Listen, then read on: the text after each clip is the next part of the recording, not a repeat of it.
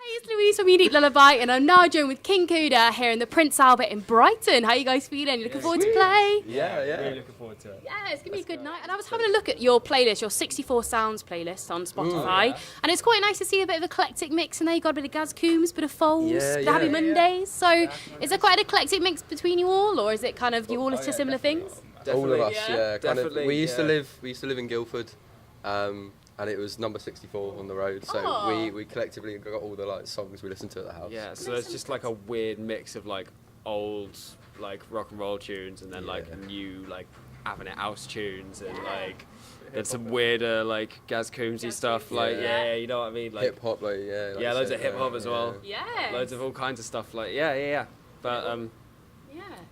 kind of it was good to make something and show people what we listen to, and where everything sort of comes from. You know what I mean? I think it's nice as well because I think you can always tell a lot from what you kind of hear if you listen to the players before, and you kind of you can see kind of inklings. So I like to have a look at that as well. It's always easier. It's always easier just to be like, well, here's the playlist. Have a listen to what we like, rather than trying to pin it down to a genre. You know what I mean? You're trying to be unique in yourselves, aren't you? You're not trying to sound like other people. You've just got influences.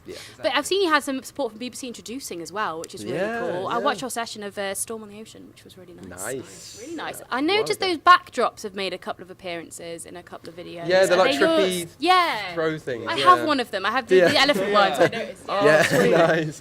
No, well, it's just we just kind of wanted to put something up just to make it feel a bit more homely. You know what I mean? Feel like you're in our living room, kind of chilling music with us, because that's where all the songs start. You know, so we want to keep it in that sort of place. Absolutely. Yeah. How does it feel to have the backing of BBC Introducing as well? It must be such a good feeling to have that backing. It's nice. It's really good. Yeah, you definitely feel stronger. Absolutely. Exactly. It just gives you a little bit of you're on the right sort of track. Yeah. Oh yeah, definitely.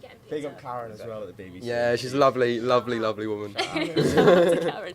But I had a look on your Instagram. There was a jamming video that you had going on, and it sounded so cool. I loved it. It was really, really natural and really nice the way you all jammed together. Is that how it all kind of starts? You kind of come into a room and jam together, and it's how you craft your music? For the most part, yeah. That's exactly how it works. Very, very. It's always different, isn't it? It's always someone else on a different instrument. Someone's got a part. They just sort of, hey boys, what do you think of this? Yeah. And then next thing you know, you got a song. This is it. Yeah. That's the best way of doing it, really. Absolutely. It sounds such because Wildflower has a very jammy vibe to it. I love it. It's so vibey. It's really nice. It's really, really cool. Thank you. Where did you produce that track? 'Cause it's so nicely produced. Up in Sheffield. Was it? Yeah. North. Yeah. Love it.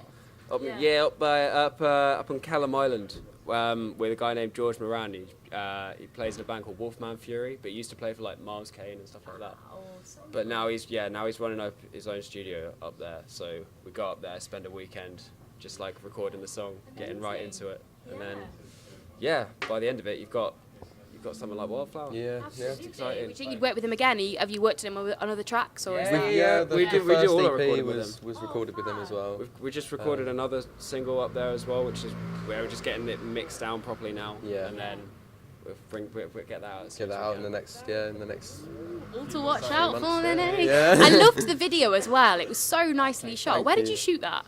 Where was that? Near London, wasn't it? It was in one of them was in this, just some in the woods somewhere. And then Dalston, wasn't it? Yeah. In a studio in Dalston Market. It wasn't Dalston. Do you remember the? No, we did half of it in a studio in a really shoddy little room in Dalston. Yeah, it was scary, like a fish market. Yeah, it was a fish market. Place stank. You get pig trotters. Pig trotters all over the place, man. It It was horrible. weird. But then the other half of it was shot in this we just sort of, the guy filming it was like, oh, I know these woods that we go out to. He's obviously gone out there and gone fucked with his mates on multiple occasions. So he's sort of taken us out there and just sort of filming us with these weird little angles, walking through the woods.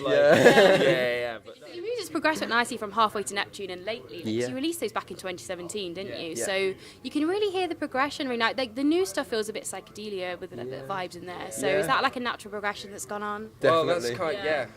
that's kind of what we're trying to do. Just make sure everything's a little bit better, a little bit more, a little bit deeper than it was before.